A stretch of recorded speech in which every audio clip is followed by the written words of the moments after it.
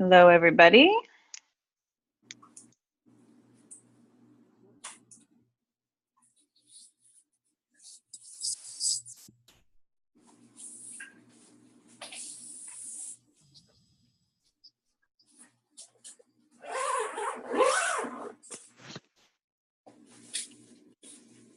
All right, can everybody hear me? I can hear you. Great.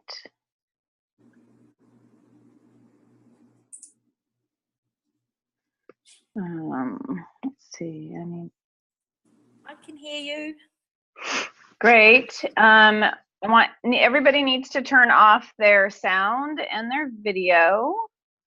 And Danielle's going to give you guys all instructions on how to ask questions.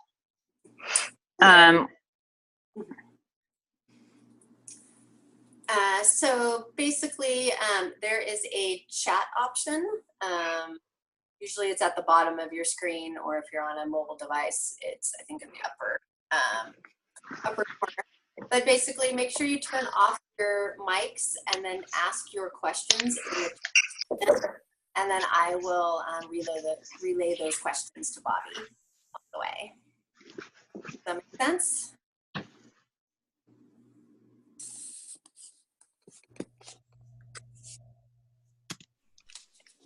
Right. Danielle, can you still hear me? Okay. Because I think I'm gonna take you. All right. Can you hear me now? I can.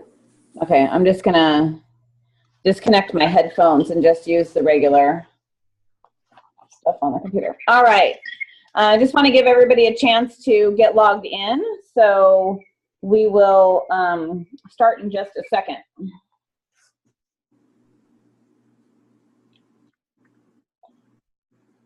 Make sure that Kathy's muted.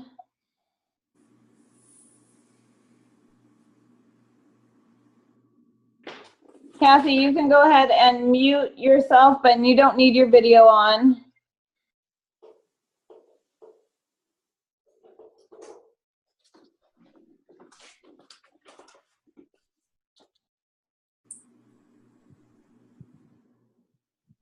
All right. All right, I'm just setting up, making sure I can, you guys will be able to see what I'm doing here. Can you get on that one? No, John, just Matt. There you go. Good. All right.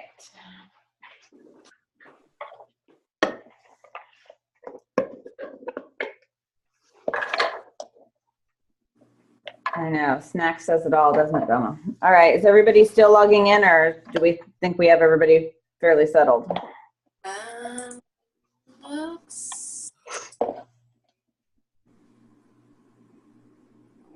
It looks pretty, I don't see anybody else logging in yet. No, actually, okay. So welcome everybody to the Sidestepping webinar. Danielle Hall is my assistant here, who's going to be telling me what your questions are, so that we get everybody's questions answered. After the webinar, within about 48 hours, I will upload this to YouTube on an unlisted link. So as long as you have access to the link, you will have access to the webinar. So you'll get that in an email afterwards. And if you have any lingering questions, please feel free to email me back when you get that recording. But first I want to talk a little bit about, why do we even care about sidestepping? It's one of those movements that is not really done a lot for a lot of sports, except some rally obedience. They do sidestepping in heel position, and I'm going to talk a little bit about why you want both heel position and sidestepping in front of you as well. The other thing is it should be part of a warm-up to warm up the dog's joints when they are going to be turning, when they're going to be on uneven surfaces, all of those types of things. You want to incorporate sidestepping into your warm-up routine to warm up the stabilizer muscles for the shoulders and hips, and to activate the muscles on the inside and the outside of both shoulders and hips that they need for all of those movements that we're asking in performance sports today. So if we only ask the dog to move this way, when they have to catch themselves on an uneven surface, they're not going to have the strength in those muscle groups to do that without injury. If we don't do the hard work in teaching them how to sidestep and teaching them how to activate those muscles in other situations. So the goal in fitness is always to activate those muscles without a lot of movement, and then get it into I hate to use the word muscle memory, but it does kind of translate that way, where the dog starts firing those muscles and understands how to use them. Then they start firing automatically when the body needs to recruit them to stabilize the movement. So I'm going to show you 3 different ways to train sidestepping. Did you have any questions? Not yet. Okay, I just heard you in the background, so I thought maybe you were trying to stop me. I can kind of barely see you from where I am, so I will try to notice when you're moving around or when you need something. Okay, so I'm going to go through 3 different ways to do sidestepping. I have found that using 2 mats, whether or not your dog knows to go to a mat, gives the dog something to reach towards. So I do this either with, you can lure it, you can put treats in your hand. So I'm going to show you a couple of different ways. Wait, let me get my target stick, hang on. So you can put a treat in your hand. If I'm going this way, I'm going to point my shoulders towards the direction I'm going. I'm going to ask my dog to come to this mat and face the wall. And I'm going to bring, hang on, let me fix. Hey, my mat slide. Can you get off for a second? Oh. My mat slide on this floor, so let me turn these over for a second. Okay. All right, that's better. Okay, so these are lined up to provide me with a straight line, first of all, backing up just a little bit. I line 2 mats up so that I have a straight line to follow. Oftentimes when we're training on agility matted surfaces or obedience matted surfaces, sometimes there's seams in the floor that you can use to keep you straight. Because what I often see when people are training sidestepping is they think they're going in a straight line. So if this is my straight line, but they actually end up doing this, which is not a straight line. And we really want the dog to step out, together, out, together. So I'm going to show you luring first. Treats are in the opposite hand of the dog. You bring the dog straight on the mat. I'm going to point my shoulders towards the wall. I'm going to bring his front feet in front of my feet, and I'm going to walk towards his front feet and give him the treat when we get to the other mat. Going the other direction, again, my shoulders are pointing the direction I'm going. I'm going to bring his feet in front of my feet, and then we're going to go towards that mat. Okay? Same goes for a target. Hold. You have to wait for me. Hold. Good. Good. And if I wanted to incorporate a clicker into either of these, whether I'm using a lure or the target, I'm going to click for rear foot movement. So I would generally put 3 or 4 treats in my hand. I'm going to try to capture when he's moving out with one of his rear feet. Now, Drama thinks that sidestepping is generally a race. So it is a little bit challenging for me to get him to slow down. So I might have to position myself differently to do that. But I want to encourage you, when you are first training this, make sure that your shoulders are pointing the direction that you're going. And then step towards the dog.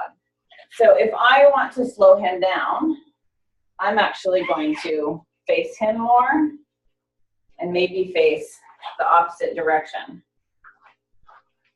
if that makes sense. He knows the behavior very well, so it makes it difficult for me to show the beginning stages. Does anybody have questions about going mat to mat, or how to get the dog to move? Oh, before I go on, oftentimes what happens is, you guys can't raise your hands, but if you are a person that does a lot of obedience, when you do this, the dog wants to come to heel position. The dog wants to come here. So what you're going to do is bring the dog's front feet in front of your feet, wait, and you're going to move this foot out towards the rear foot to get them to step away from you. That's pretty common with obedience dogs, is as soon as you do this to try to get them to line up, they immediately flip into heel position. And so the way to fix that is to just move that leg out and kind of apply pressure to get them to stay straight. Okay. It's not a question, but more of a comment. Never realized it was inside and outside hip muscles as well. Always thought only for shoulders. So yeah, so when the dog is sidestepping, in theory, in a perfect world, they are doing both front and rear leg at the same time, or sometimes they'll do a front foot and then a rear foot. Either is okay, but they are definitely, as long as they're putting weight to the rear, they are activating the stabilizer muscles on both the inside and outside of both the shoulders and the hips. So yes, it is important to make that connection. All right. Anybody have questions about mat to mat? Can you tell us signs of fatigue in this exercise? So once the dog understands the exercise, signs of fatigue would just usually be refusal. They're not, so just for instance, this is not very much work for him to do this. Like, he's going to be bored before he's fatigued, if that makes sense. But once we start looking at ipsilateral stands and sidestepping with front feet up and rear feet up, let's talk about fatigue, once we add a higher element of the exercise. But sidestepping on the flat itself, I would have to go back and forth quite a lot of times before I'd actually see any signs of fatigue. Those signs might be just refusal to do it, or maybe scrunching up, not being able to hold a flat back while they're doing it. Can't think of anything else on the flat. Like I said, it's not very labor intensive for their muscles. It's just actually learning the movement before we add higher elements.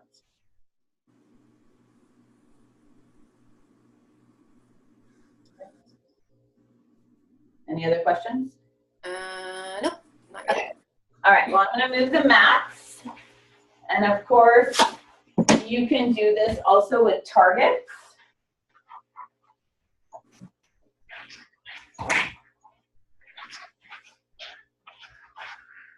So depending on your dog, there's a few different things you can do with targets. So if I put the targets here,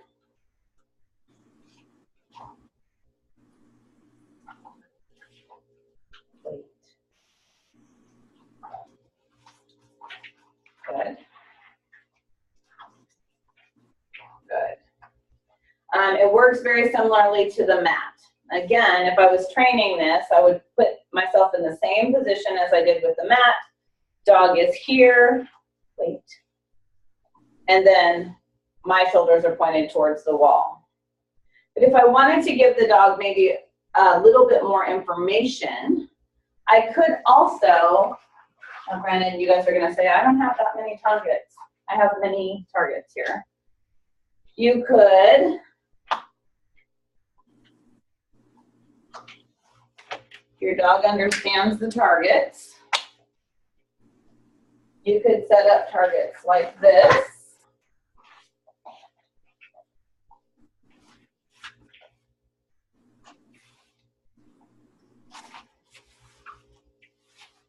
and you could click and reward. I don't have a clicker in my hand. Every time the dog moves to the target. If you had a dog that wasn't staying straight, stop.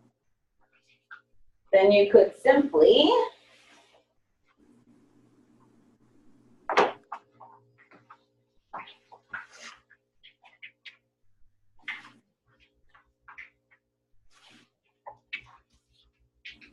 put a mat behind them to help them understand to keep their body flat and their body perpendicular to you.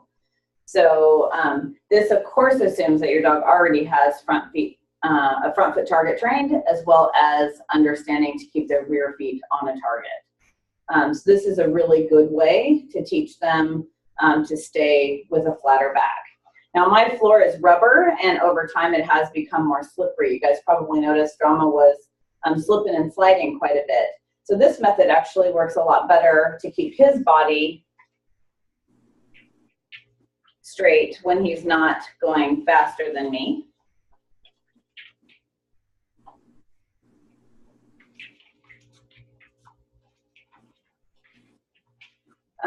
Than without the rear foot target. Okay. Anybody have questions about that? Nope, just more of a comment that Bobby makes it look so easy. Yeah, I know. You know, I thought about trying to see if I could get one of my clients' dogs to come who had not sidestepped, but sidestepping is really important to me, and all of my clients know how to sidestep. So I didn't have a dog available that did not know how to do this already. So I get that I make it look really easy. When you're training your dog, I will say, go back and watch the video and just remember like those really subtle points of, if you are going to first teaching it, pointing your shoulders the direction you're going and bringing your dog's front feet actually in front of your feet. So throw them lie down for a second. Down. So if I was training it this way, I would be walking right along these targets because I'm walking right towards the dog's front feet. Does that make sense? Or you don't have to answer. If you had a dog that was coming into heel position too much, and you wanted that sidestepping with your movement, you're going to ask front feet to be here, and your foot's going to come out right along the front of this mat where their rear feet are to encourage them to go forward. Or sideways, I mean. So, you know, just think about those points when you do it, because oftentimes what happens is I get people that want to do this. They want to get their dog to sidestep with the hand that's closest to the dog, and that doesn't generally work. It works to bring the dog in front of you, okay? The other thing is they want to point their shoulders towards the dog and expect the dog to know to do it. Now, Drama does know it, but your dog, if they've never done this before, will generally not know to go with you and stay perpendicular, okay? Question was, how often do you work on sidestepping exercises? There's usually a sidestepping exercise in every workout that he does in some fashion or another, either a pivot or a sidestepping or an ipsilateral stand, something that activates that transverse movement through the spine. So when they are sidestepping, they are actually causing a little bit of a twisting through the spine, which is where a lot of those injuries in performance sports today are happening, is when the dog does that twisting motion, overstretches the supporting muscle groups such as the iliopsoas muscle, and those injuries happen because those muscles are not strong. Okay, another question, kind of a long one. I'm using the target to teach the sidestep, still a tiny bit slow with the rear feet. I'm clicking, oh, sorry. I'm using the targets to teach sidestepping. He's still a tiny bit slow with the rear feet. She's clicking for the rear. Okay. I'm wondering if I should stick with just 2 targets close until he gets coordinated, or if it's better to put out a row of all of the 8 she has, and trust that he'll get more coordinated by practicing the longer distance. And should I think Go ahead. Or should she add the 2 targets she's currently using?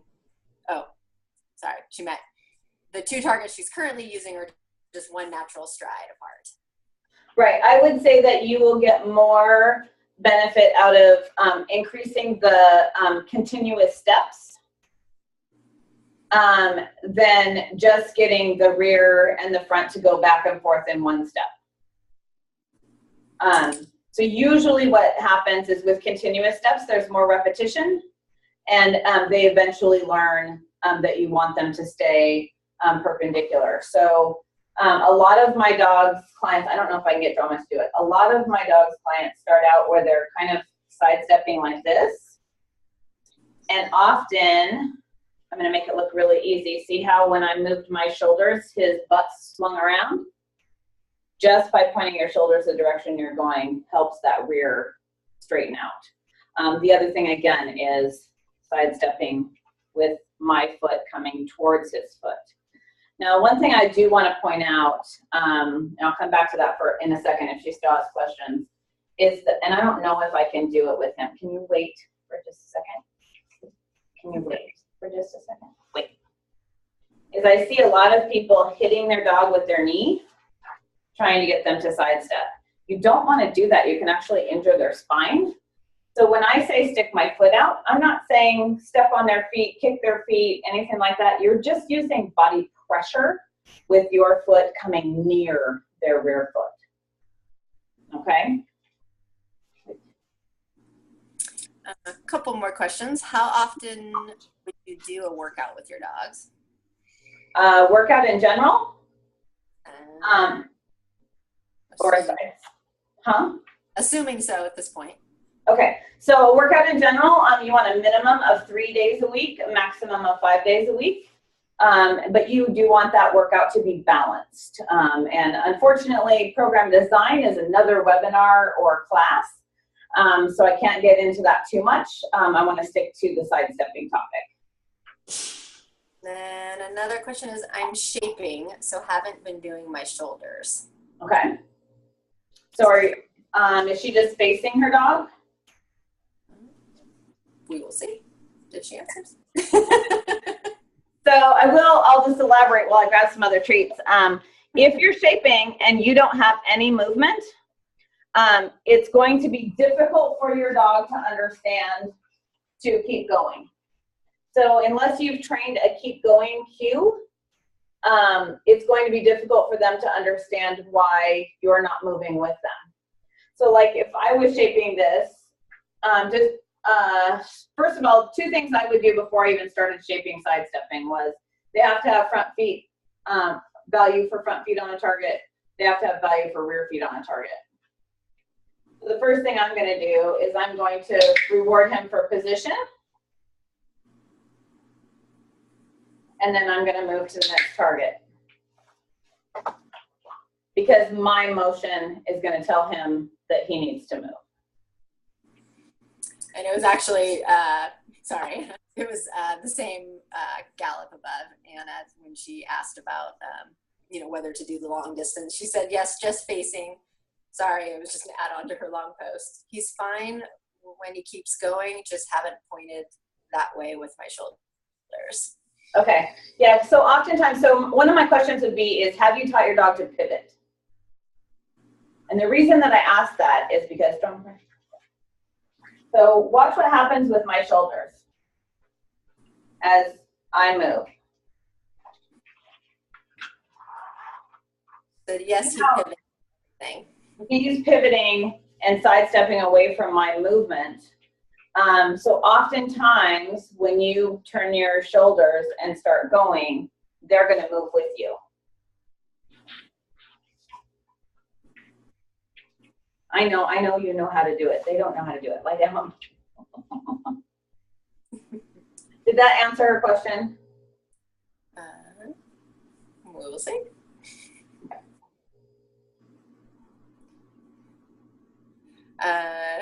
Looks like yes, I'll try adding the shoulders and see how he does. Okay. So let me see if I can get him to stay for a second. Stay. One of the things that I would say is if I was shaping it and I was just moving, you might only have to move your shoulders a little bit, and you might time that shoulder movement to when you think they're going to step. And then click and reward the rear foot movement. I hope that makes sense. So if I think my dog is going to start stepping with that rear foot, I might turn my shoulders right at that moment and see if I can get them to straighten out.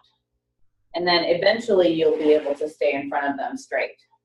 But that just gives them a little bit more information right at the moment that they're taking that step.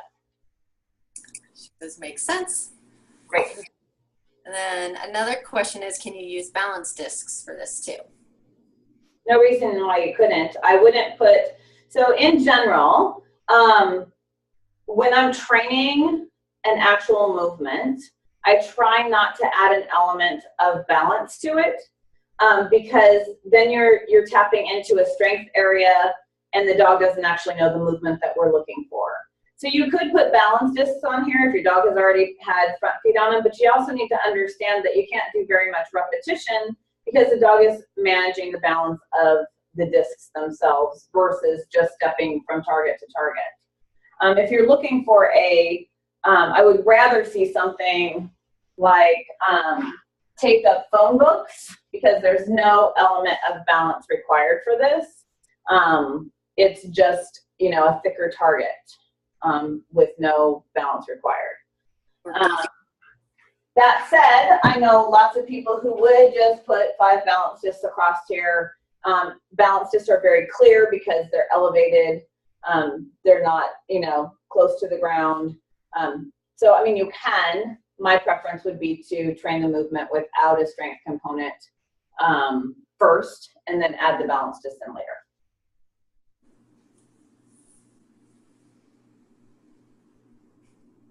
Any other questions? Not at the moment. Okie doke. Okay, one more option for sidestepping in my world. So hopefully there will be some people watching that would like to have sidestepping in heel position.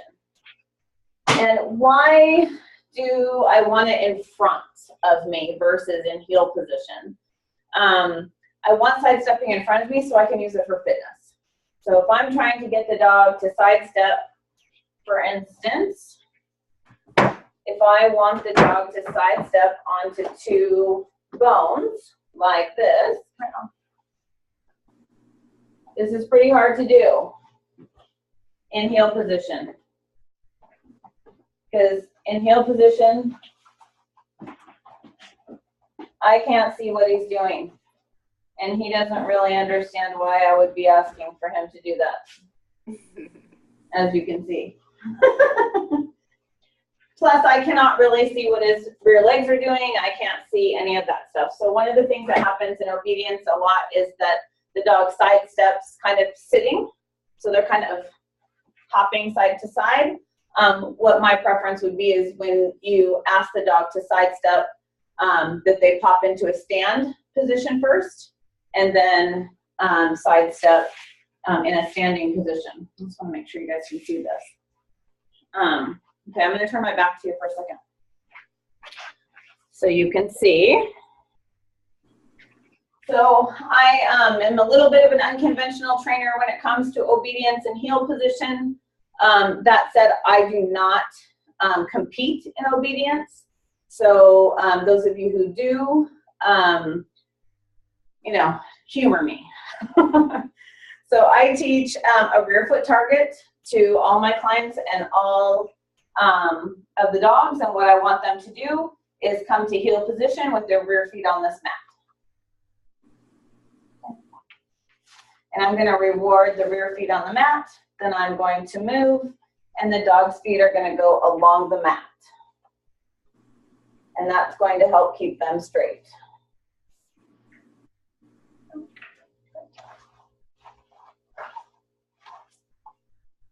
Does that make sense? Hopefully. I got a little bit of a question that I think goes back to what you were just working on previously. She says, sorry, I missed the very beginning. Her 11-year-old dog pivots on a balance disc better with front feet on than rear. but just doesn't want to move sideways in a straight line. Any problem with that? Working on the younger one to do it better too. So, so it is important that they are able to sidestep in a straight line. Otherwise, either the front or the rear is working harder. It also doesn't activate the core the way we want it to. So we want to make sure that we use either the targeting. So hopefully she saw the targeting that we did. I think I've kind of answered how to keep them straight. If she missed that part, maybe she can watch it on the recording when I send it. But really it's about using a rear foot target and changing your shoulder position to get the dog to go with you in a straight line. The other big piece is you have to go in a straight line too if you expect your dog to, which isn't as easy as it looks sometimes. It seems like it's very easy to try to correct your dog and you end up going in a crooked line. So I think that question is answered, but if it's not, please email me afterwards and I will definitely address that again for you. Great. Okay. Any questions about using the rear foot target and heel position, or why you might want both?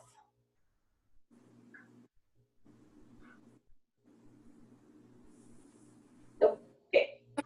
If you do, throw it out. All right, I'm gonna move this. Well, actually, I'm not gonna move this. I'm gonna change where it is, though. Can you still see all that? Okay. All right, so this one first. The first part of making it harder is elevating front feet and elevating rear feet. So there is some benefit, and actually, Danielle, I am going to show it. We had talked earlier about showing sidestepping across a 4x4, and I do want to show that really quick because I think that will help some of you out. So just give me a second to grab one.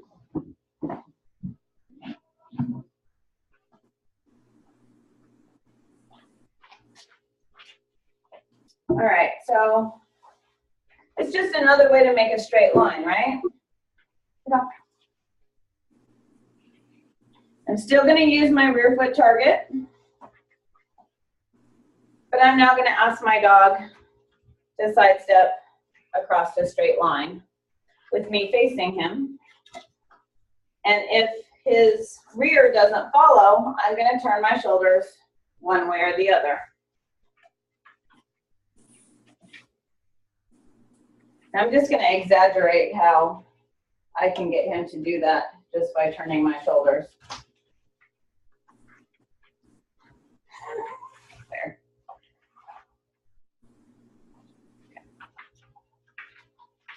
Good. All right. Hopefully that makes sense. But I wanted to show this because sometimes we have curbs in front of our house, for instance, and we can throw a rear foot target down and have sidestepping trained pretty quick because the curb offers a straight line. It also seems to sometimes, with some dogs, it does connect the dots a little bit on what we're asking them to do. So hopefully this option might help some of you as well. Question, well, she says, I like the 4x4. Side question, at what age would you start serious sidestepping exercise? I love that serious in there. Okay, so a couple of things about puppies, just really quick, and it's kind of a hard and fast rule in my world, is that repetition doesn't happen until their growth plates close. So it is okay to train them the movement of sidestepping, but just not with any repetition, not with any of the more advanced things that we're going to be showing here today. But they can sidestep on the flat as soon as they're coordinated enough to do that. And I wish I had this magic number to give you, but there isn't one, because to be perfectly honest, I'll just pick like 6 months, for instance. At 6 months, the difference in coordination between a Malinois, a Border Collie, a Terrier, and a Golden Retriever is going to be huge. So you have to take into consideration where they are in their life and how coordinated they are. So if they are showing that they don't have the coordination to do it, they're not moving their legs right, wait a little bit longer. She says, perfect answer. I just found it easier to teach the movements when they are young. For sure, and it stays with them longer when you teach them young. So I would say, like, for instance, I taught Drama to back up within the first couple of weeks that he was with me, so like 8-9 weeks. Was it a perfect backup? No, I was just really teaching him to move away from me. Sidestepping in general, I think it does take some coordination, and some of that shoulder movement is not going to be as the puppy, a really young puppy, is not going to be as aware of your shoulder movement as an older dog will be, because that older dog has had the benefit of watching you move. And the puppy, really young puppies can't see as far, and they just don't have that history with you. So some of the methods that I'm using may or may not work for a puppy. The targeting method or the 4x4 might work. But again, you have to really be careful, because, so I want you guys to think about, if we asked you to sidestep across the room and back, 10 times, our hips might be sore tomorrow. And I think oftentimes we are trying to figure out how to train something that the repetition involved in us learning as well as the dog learning ends up being too much for a puppy. So we need to be real careful of repetition at a young age, because their ligaments and their joints are still growing and developing. And if you damage one of those ligaments or make the puppy too sore at a young age, it can cause you future problems. So we want to make sure that we minimize things with puppies. He put himself away. He did put himself away. I like that. Little self-control from the drama. Yes. Can you please show or talk to us about or demo how you develop a wider range of motion for a sidestep? I will talk about that, yes. Or maybe a deeper stretch reach. Okay, so this also comes into my thoughts and feelings about sidestepping versus others that you might see out there. So the very big point is that I only ask what the dog will allow or what they want to reach. I am never going to increase the abduction angle of the shoulders or the hips for a dog. They are going to naturally stretch on their own, sidestepping from things to things, and we can address that a little bit right now with the benches. So one of my benches, the one I have in my hand, has a non-slip surface, and one has the ribbing. So that's why one of these is going to have a yoga mat on it and one of them is not.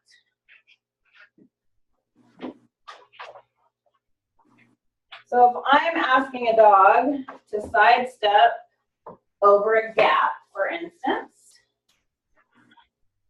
that gap does not need to be that wide. And actually, I'm gonna scoot it in just a little bit more. Okay, so notice that these benches they're both about 14 inches wide. And that gap is only, I want to say maybe 4 inches wide. And Drama has the ability of choosing how far he wants to spread his legs, versus if I said, if I said, I want you to do this, I'm asking for him to stretch possibly farther than he should. So I'm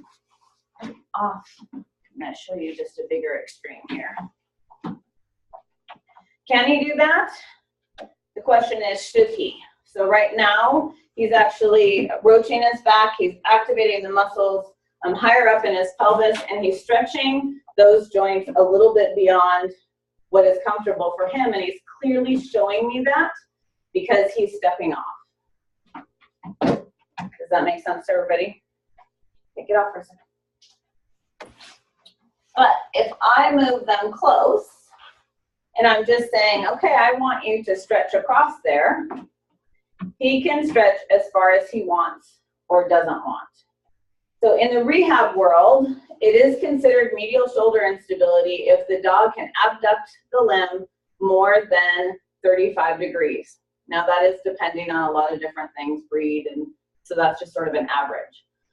So what we don't want to do is increase instability in the shoulders and in the pelvis by asking the dog to increase that abduction angle. Good.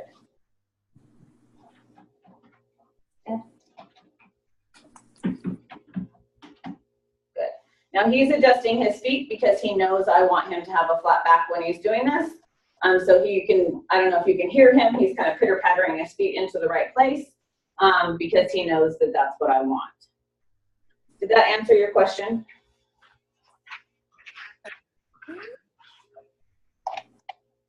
Yes. Okay. Great. And another comment was, oh, I can see that with a sad face. I like that so much better. So I tend to be the safety girl, and I tend to let the dog decide how far is too far. Now, if the dog has really, really super tight muscles that are causing a problem, I would be willing to say that that's probably a rehab veterinarian's question rather than a fitness coach. So if the dog is so tight on the inside of their legs that they can't do a normal abduction angle for their breed, for their structure, there's probably something else causing that that I'm going to be unaware of as a fitness coach because I can't diagnose and treat injury. I might try some things, like I might say, okay, well, if you're willing to go to the middle of this, if I spread these farther, will you go to the edge? So I'm really not actually increasing the angle. I'm just increasing the dog's ability to stand on the edge of something versus the middle of something. But what's going to happen is if that dog is really, really tight in there, it's going to step in, or it's going to step into the middle, or it's just not going to be willing to do the behavior. So sometimes you have to listen to the dog. Sometimes I have to send them to seek advice from someone else.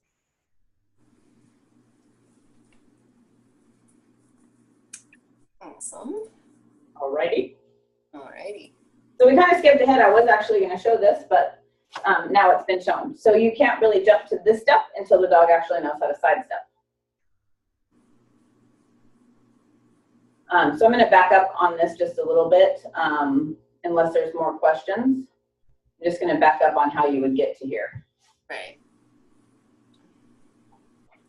All right.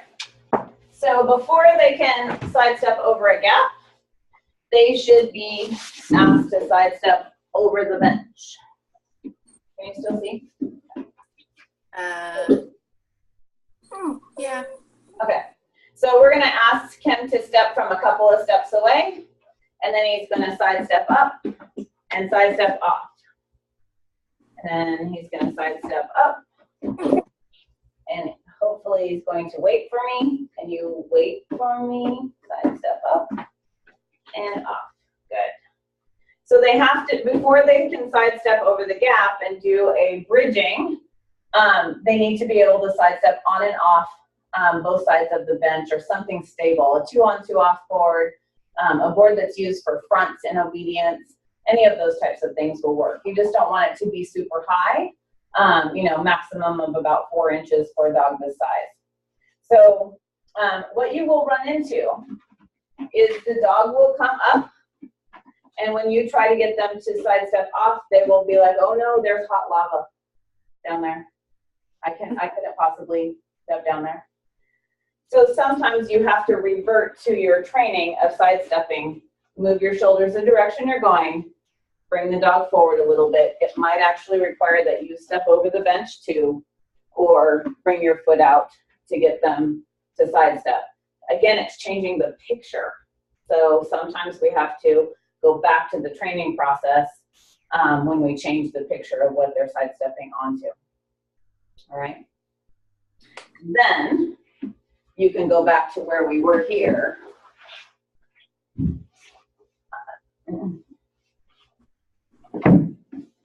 sidestepping over the gap.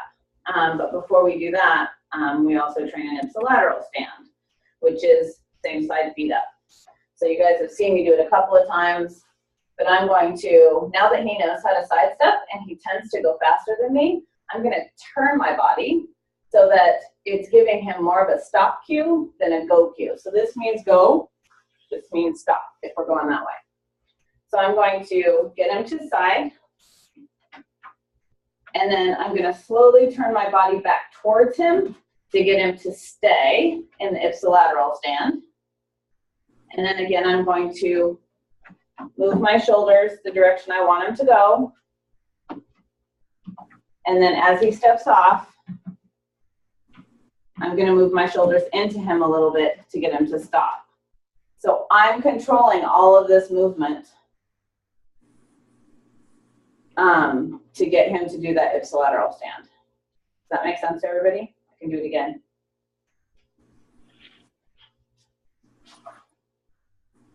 Want to do it again? So I'm gonna start, so he's not going fast.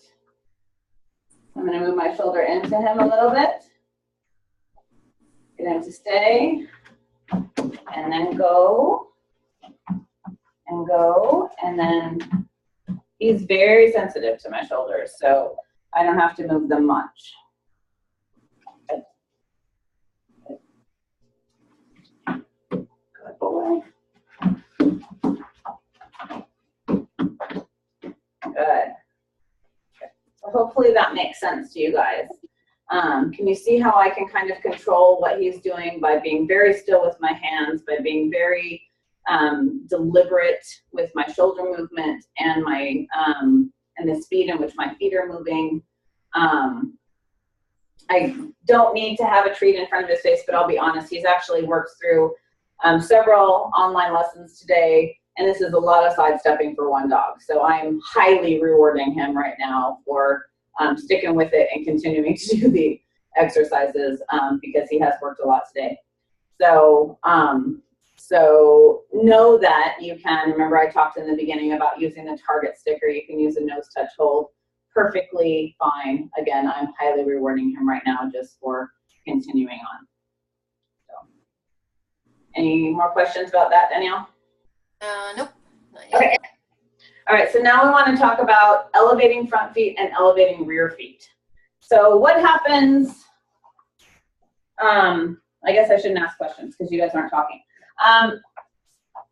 So when you elevate front feet, you should be putting more weight to the rear. But I'm going to try to turn this away so you guys can see maybe. All right. Does that work? Yeah. All right. So I want you to see the difference. So when front feet are elevated and the treats are here, his weight is forward. So I can get him to sidestep with his weight forward. But do I really want his weight forward? No. I want his weight to the rear. So I want to bring his nose up.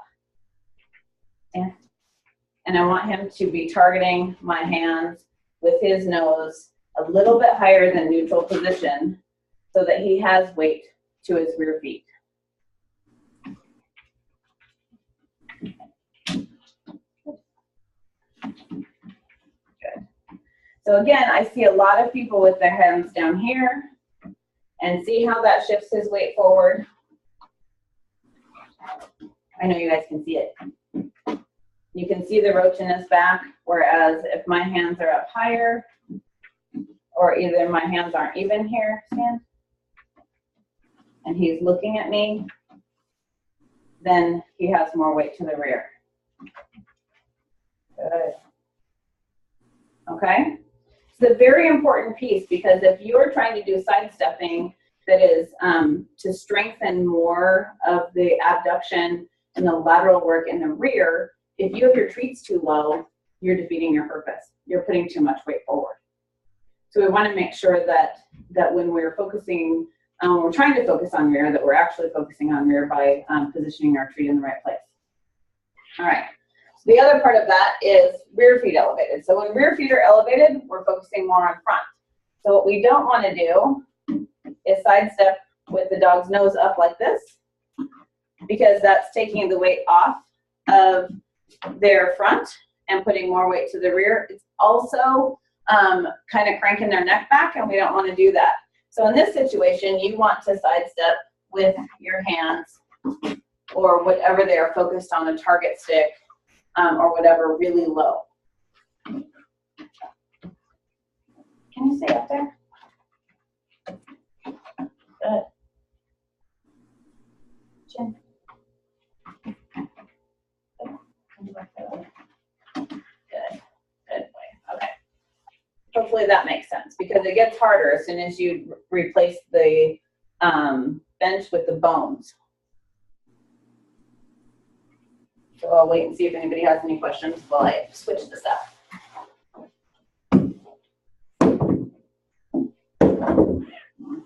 That's not I'll put it up here. All right.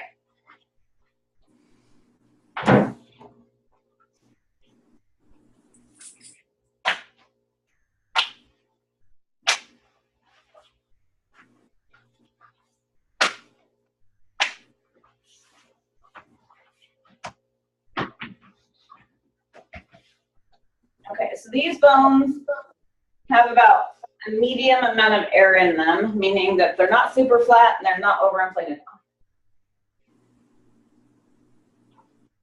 So the first thing that you need to know about the bones is that they rock towards me and away from me in this situation.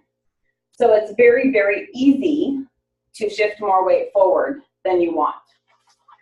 So your dog's feet should really be targeting the very center of the bone. Can you see how the pink one now is rotated more towards me? And that's because he's leaning forward. He has very little weight on his rear legs right now. So I want to make sure that that bone is relatively flat and that he is sidestepping with weight to his rear legs.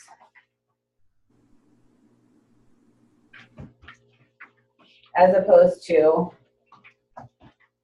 this, where he has more weight forward. Okay? Now I'll show you the rear in this case as well. So again, you want him to be in the center, and you don't want the head as high as I have it here. You really want him to be down here with his head, so that we are focusing more on front. Now the rear does have to stabilize those bones, and it does have, and they do have to have the rear end awareness to stay on the bones and to step across to the other bone. So it's not like the rear isn't activated at all. It's doing some work, but the focus is more the front, with a little bit of rear managing the behavior in the back. Okay?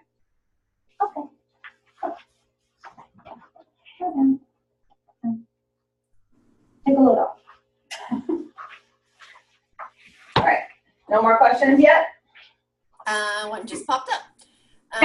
Where do you tend to witness that your sidestepping training and development is really proving to be beneficial in sport and life with your dogs, considering you don't train for obedience or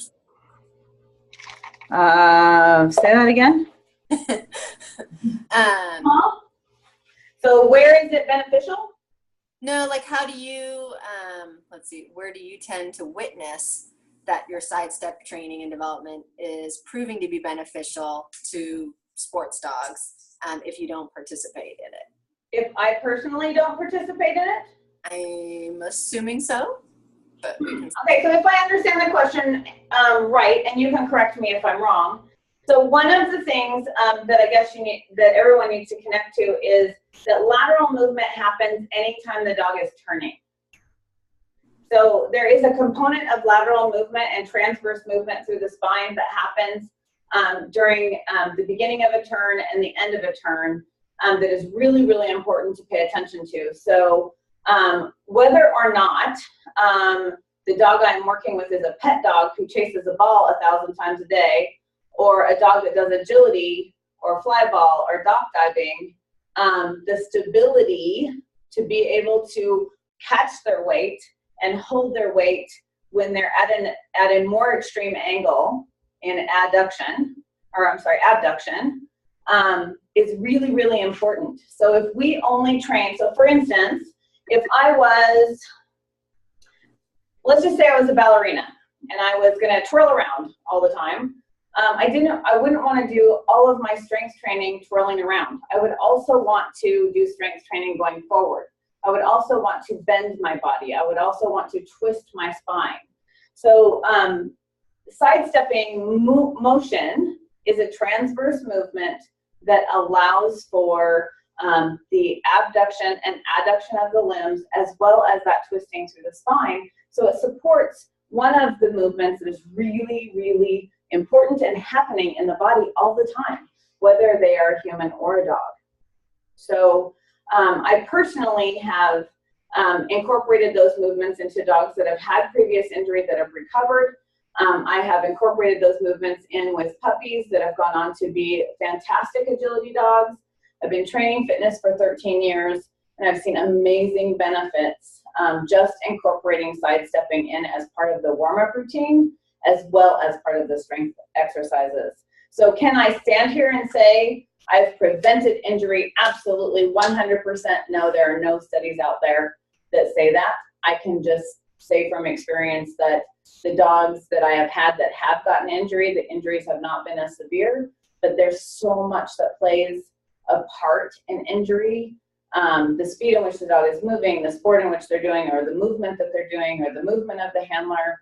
There's so much out there that we are trying to manage by strengthening the dog. So for instance, in agility, my clients report after doing strength exercises that their dogs are running faster, they're doing much, much better in their sport. But besides strength, there's also a component of the handling is getting better, the communication between the handler and the dog is better. So I can't hang my hat on everybody that says that things are getting better, but I know it plays a part. So that's what drives me forward every day. He says, right, thanks. Or she, sorry, not sure. Sorry. If you have further questions, please ask. I'm happy to answer them. I just want to make sure I understood your question right and answered it. So as long as you got the answer that you were looking for, that's what I care. Yeah. Not that I said what you thought I should say, just that you got the answer you're looking for. He says, nailed it, thank you. So there was another question, a little confused with the bones and yoga mat and our focus for feeding high or low. So the sidestep focus we are working is more the feet on the mat, question mark? Sorry, I'm just trying to understand. Or are we just trying to make sure we have correct body alignment? Okay, so on the bones and the yoga mat, let's go back to that really quick. When he's sidestepping across here, trying really hard not to be a dog today, but my dog's getting tired. So hopefully that's not gonna happen. So if, for instance, go with me on this. If I'm a dog and my rear feet are on the mat and my front feet are on the bone, which one is higher or lower? Danielle, you can answer. The front? So my front feet are higher. Yes. Right? So in theory, if my nose is also in a higher than spine level position, I'm going to be shifting weight to the rear. So the goal in elevating the front feet is to put more weight to the rear. Now, if I'm the reverse and I have my rear feet on the bone and my front feet on the mat, the goal is to put more weight forward by elevating the rear. Does that make sense? We will see. So what I was trying to do, going back to front feet. Yes, got it. Huh? She says, yes, got it. Thank you. Okay. Well, just for really quick, the goal is, so if I have weight to his rear there, but my hands are here and this is my focus, I've now shifted all of his weight forward, even though his front feet are higher. So I want to make sure that he's shifting back. Did you see how he does that as soon as he brings his head up? That's too far. That's too far. There you go. All right. Good. Okay. Anything else before I move on? Nope. Okay. All right, so I wanted to talk a little bit about ipsilateral stands. So ipsilateral stands are also coined in my world as same side feet up, which means the legs on the same side of the dog are elevated. But what you guys need to connect to is what legs are being activated, the ones that are lifting up or the ones that are still on the floor. So you can put your comment in to Danielle. I'm going to put him in an ipsilateral stand, and I want you guys to put in the comments whether you think the legs on the floor are working or the legs up on the bones are working.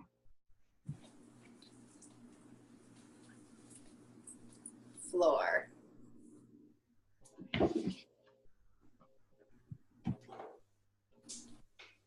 Floor is correct. He's just barely resting on the bones with his front legs, or he should just barely be resting. That said, when I ask him to continue on, I know, buddy, the floor's okay. So when I ask him to be like, okay, now I want you to go up here, he has to grab the bones kind of and activate those muscles, the adductors, to pull his body up as he's pushing with the legs that are on the floor. And then he has to help catch on the way down. So notice that he kind of repositions his foot before he comes off. Okay? So this is another way, a more advanced way to activate similar muscles that we're activating in sidestepping. This is just asking for a static position during the sidestepping motion.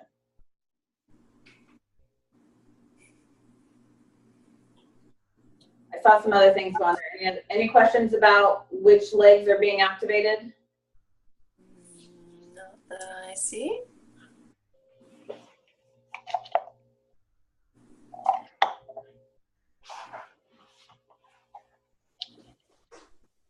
All right.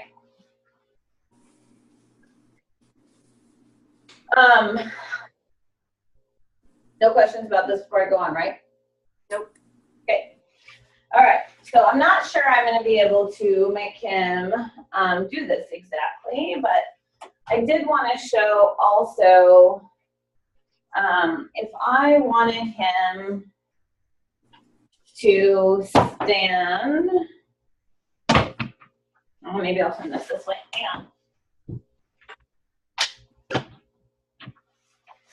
Now, he's a dog who already knows how to do this, but anybody tried to get their dog to stand with their rear feet on a small balance disc or their rear feet on a canine fit bonus? It's narrow for a lot of dogs and it doesn't leave a lot of extra space. So if your dog is generally spatially sensitive, these two pieces will be hard to try to get their rear feet underneath them. When a dog is on an unstable surface or on a slippery surface, their inclination is to go wide.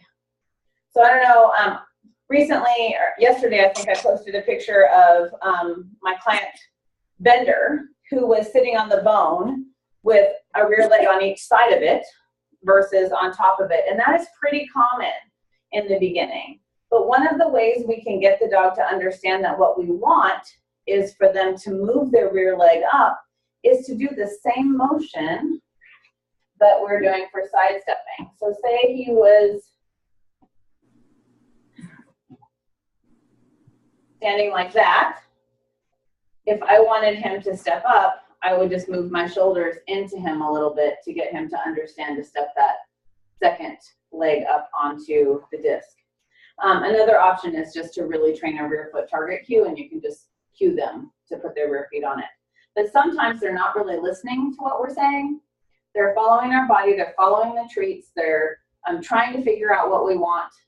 So sometimes that sidestepping piece of just moving your shoulders a little bit and taking a moment to get them to understand what we want works. So, I mean, Drama is a highly trained dog, but there are some times where I tell him left, he looks at me like I have green hair. He just, you know, he's like, I have no idea what left means today. Yesterday I knew what it was. 5 minutes ago I even knew what left meant, but right now I don't know what it means. So sometimes we have to take that into consideration, that we can overload our dog's brain with food and when we're trying to figure something out. And sometimes we just need to slow down and use what they know to get them to offer the behavior that we're looking for. Good.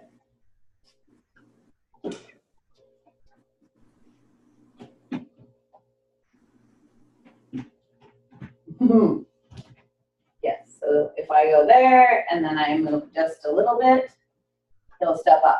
Now that said, if you move too fast, he's gonna go right over and keep going. So it's really about finding that balance with how much you have to move versus how much they move. So, all right. So I think that was basically what I wanted to show with sidestepping, because sidestepping is so important to activating the muscles in all directions for our dogs, for helping the spine to be able to support that twisting motion and that lateral motion. You know, dogs that are running and chasing each other, they jump to the side, they, you know, kind of get out of the other dog's way, and their bodies do all kinds of amazing things. Don't ever slow motion video your dogs when they're playing, because it will freak you out. All of those motions that they do need to be supported with strength. If we just went to the gym every day and all we did was movements in this direction, or bicep curls or squats, and we never moved side to side and we never twisted, we would be setting ourselves up for injury, just like we would be setting our dogs up for injury. So it's a very important movement to support all of the things that we ask of our dogs, even if that is just chasing a ball and turning and coming back. So the turning motion is supported by lateral motion as well. Okay? Questions if you have them, otherwise I'm gonna wrap it up. I'm gonna grab a drink really quick. For those of us just starting with this, how long or how often should we do this for? So how long and how often should we do this for? I always tell people, when you're training something, 5 to 10 treats. And when your 5 to 10 treats is gone, then your session is over. So as long as you're not asking for anything elevated or actually strength, then you can do 2 to 3 sessions of those 5 to 10 treats, as long as you split it up with play or something else. But 5 to 10 treats is a really good, good starting point.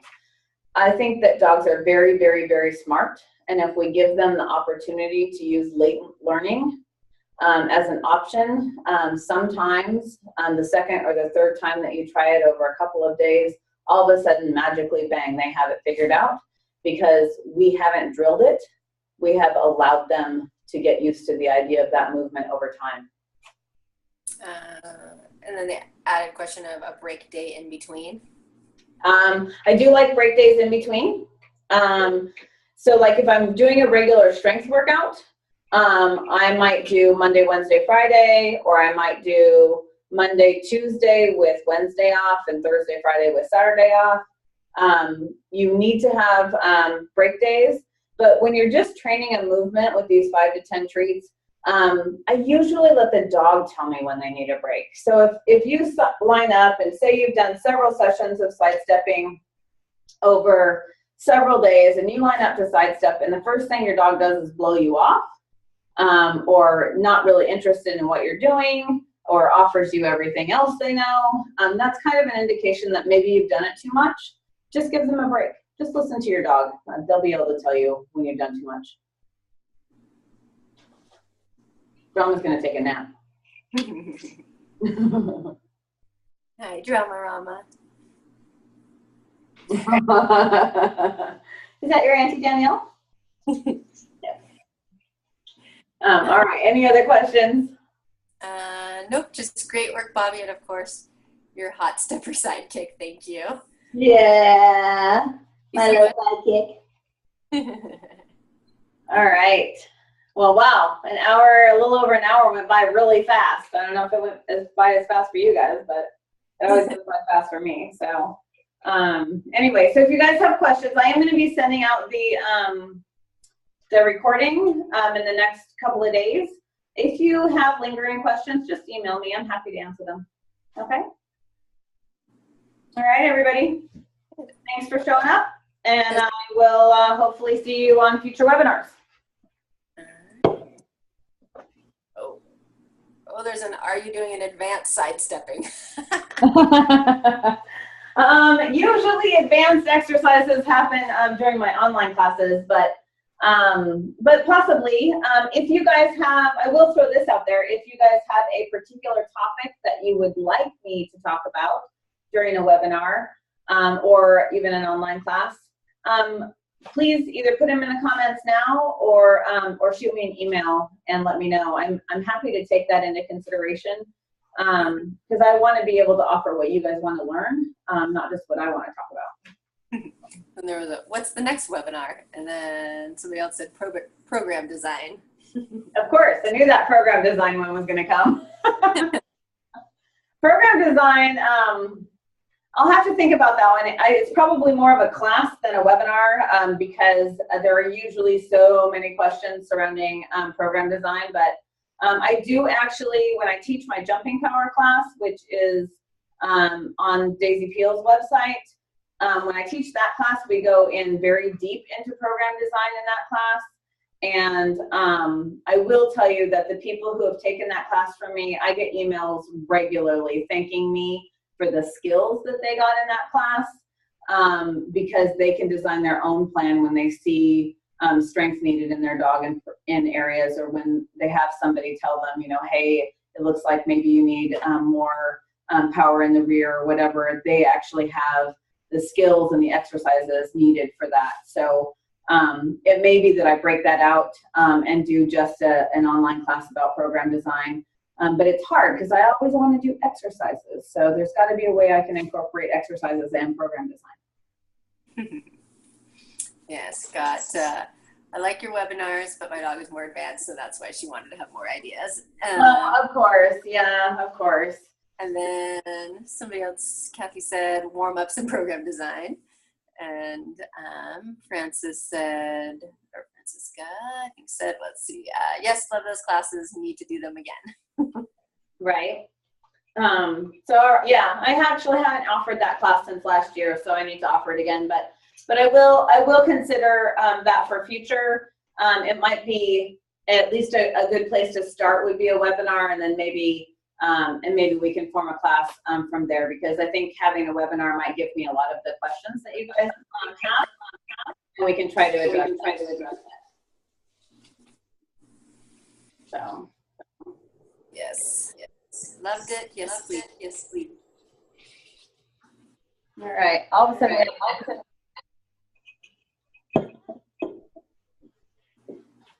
All right. Well, thank you guys. Thank you guys for coming to the webinar, and look forward to the recording. And I will go ahead and end. I'm not sure what's echoing, Danielle. Yeah, I don't know. I don't know what changed. It looks like Chloe is not muted. All right, guys, I'm going to stop the recording. Thanks for showing up, and I will see you all later.